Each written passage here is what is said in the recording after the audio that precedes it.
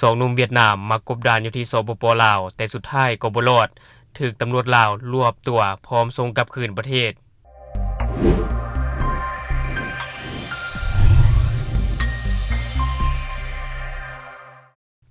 สวัสดีท่านผู้ชมยินดีต้อนรับเข้าสู่รายการ Talk the New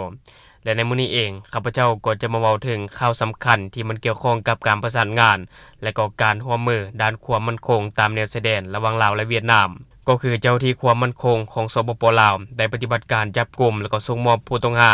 ตามสั่งจับจำนวน2คนให้แก่เจ้าที่ของสสเวียดนามอย่างเป็นทางการซึ่งว่าข่าวตัวนี้ข้าพเจ้าจะมาจากเพจดันจิที่ว่าเขาจะได้ลงเอาไว้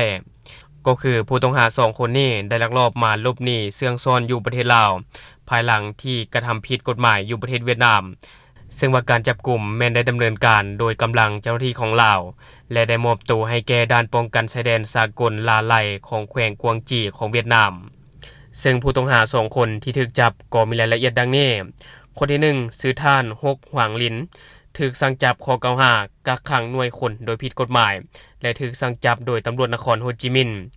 และคนที่2ชื่อท่านต้าหวันเหวียนถูกแจ้งจับข้อกล่าวหาซื้อขายสารเสพติดที่ผิดกฎหมายซึ่งถูกสั่งจับโดยตำรวจแขวงนิงบิงซึ่งว่าการมอบตัวในครั้งนี้ถือเป็นการแสดงให้เห็นถึงการร่วมมือและก็การประสานงานที่ดีระหว่างกองกำลังป้องกันชาติและกองกำลังป้องกันความสงบของ2ประเทศระหว่างเวียดนามและก็ลาวในการสกัดกั้นและปราบปรามอาชญากรรมข้ามชาติและการหลบหนีเข้าออกเมืองอย่างผิดกฎหมาย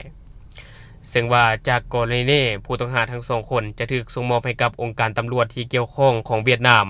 เพื่อดำเนินการสืบสวนสอบสวนและดำเนินคดีตามขั้นตอนของกฎหมายของเวียดนามต่อไปและบัดนี้ข้าพเจ้าจะพาท่านผู้ชมไปติดตามอีก1ข่าวตัวนี้ก็ถือว่าเป็นข่าวที่สำคัญที่ว่าเกี่ยวข้องกับการปราบปรามกลุ่มคนต่างชาติที่ว่าพยายามลักลอบเข้าเมืองและมีส่วนพัวพันกับแก๊งสีเทาซึ่งว่าข่าวตัวนี้ข้าพเจ้าจะมาจากเพจท้องถิ่นนิวส์ที่ว่าเขาจะได้ลงเอาไว้ก็คือเจ้าหน้าที่ตำรวจท่องเที่ยวของไทยสามารถจับกลุ่มคนจีน5คนที่พยายามหลบหนีจากเมืองที่มีการปราบปรามคดีอยู่เมืองมิลาวดีของประเทศเมียนมาซึ่งผู้เกี่ยวถูกสงสัยว่าเป็นส่วนหนึ่งของแก๊งจีนสีเทาที่ดำเนินการต้มตุ๋นทางออนไลน์ซึ่งว่าการจับกลุ่มในครั้งนี้เกิดขึ้นในเมื่อวันที่25พฤศจิกายน2025อยู่ที่โรงแรมแห่งหนึ่งในตัวเมืองเชียงรายหลังจากที่เจ้าหน้าที่ตำรวจท่องเที่ยวภายใต้การนำพาของพลตรีโอฬารเอี่ยมประภัสและทีมงานได้รับแจ้งเบาะแสซึ่งมาตามการสืบสวนผู้ต้องหาทั้ง5คนก็ได้ให้การยอมรับว่าพวกเขาได้หลบหนีออกมาจากเมืองเมลาวดีเมียนมาย้อนมีการปราบปรามแก๊งสแกมเมอร์อย่างเข้มงวดและพวกเขาก็ได้ลักลอบเข้ามาประเทศไทยโดยผ่านช่องทางธรรมชาติซึ่งจุดประสงค์สุดท้ายของการเดินทางในครั้งนี้คือการหลบหนีออกจากประเทศไทยเพื่อข้ามไปยังสปป.ลาวซึ่งผู้ต้องหาทั้ง5คนที่ถูกจับก็มีรายชื่อตามสำเนียงภาษาลาวดังต่อไปนี้คนที่1ชื่อท่านจางยงลินอายุ30ปีเป็นสัญชาติจีนและคนที่2ท่านหลงปางมินอายุ29ปีสัญชาติจีนและคนที่3ท่านวูกุยซินอายุ25ปีสัญชาติจีนคนที่4ท่านจางยงกวนอายุ28ปีคนที่5ท่านลู่ยูจัวอายุ28ปีสัญชาติจีนซึ่งว่าผู้ต้องหาทั้งหมดบ่มีเอกสารประจำตัวมาแสดงต่อกับเจ้าหน้าที่จึงได้ถูกแจ้งข้อกล่าวหาเป็นบุคคลต่างดาวเข้ามาอยู่ในราชอาณาจักรไทยโดยบ่ได้รับอนุญาตจากนั้นจึงได้ส่งตัวไปยังพนักงานสืบสวนสอบสวนเพื่อดำเนินตามขั้นตอนของกฎหมายต่อไปซึ่งวันนี้ก็แม่นการรายงานข่าวเกี่ยวกับความคืบหน้าของการปราบอาชญากรรมข้ามชาติเพราะว่าในปัจจุบันก็ต้องยอมรับเลยว่ากลุ่มคนต่างชาติทะลักเข้าไทยถือว่าเป็นจำนวนหลวงหลายท่านผู้ชมว่าจะเป็นกัมพูชีหรือว่าเมียนมา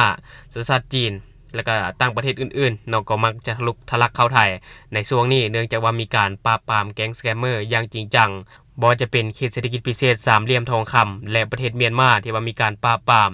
ซึ่งในปัจจุบันนี้กัมพูชาเองก็มีการปราบปรามเช่นกันเนาะถือว่าเป็นเรื่องที่ดีที่ว่าหลายๆประเทศร่วมมือกันปราบปรามแก๊งสแกมเมอร์ข้าพเจ้าคิดว่าถ้ามีการร่วมมือแล้วก็มีการปราบปรามอย่างจริงจังแน่วแน่คนที่เป็นสแกมเมอร์นะเนาะหรือว่ากลุ่มจินสีเทาต่างๆก็น่าจะอยู่บ่รอดดอกข้าพเจ้าคิดว่าย้ายไปประเทศนี้ประเทศนั้นอยู่สุดท้ายก็อาจจะถูกจับในที่สุดแล้วก็ส่งกลับคืนประเทศอันนี้ก็น่าจะเป็นแบบนั้นเนาะข้าพเจ้าคิดว่า และทั้งหมดก็คือสิ่งที่ข้าพเจ้าอยากจะนำเสนอในมื้อนี้สำหรับท่านผู้ชมคนใดเบิ่งคลิปของเราแล้วยังบ่ได้กดติดตามช่องยังบ่ได้กดกระดิ่งแจ้งเตือนก็อย่าลืมไปกดเพื่อเป็นกำลังใจให้ข้าพเจ้าได้ผลิตคลิปดีๆแบบนี้ออกมาเรื่อยๆหรือสำหรับท่านผู้ชมคนใดอยากตำหนิติเตียนก็สามารถฝากไว้ได้ใต้คอมเมนต์ของเราแล้วเราจะเข้าไปอ่านแล้วก็ตอบแลกเปลี่ยนประสบการณ์นํกันอย่าลืมสนับสนุนกันโดยการกดติดตามช่องขอขอบใจ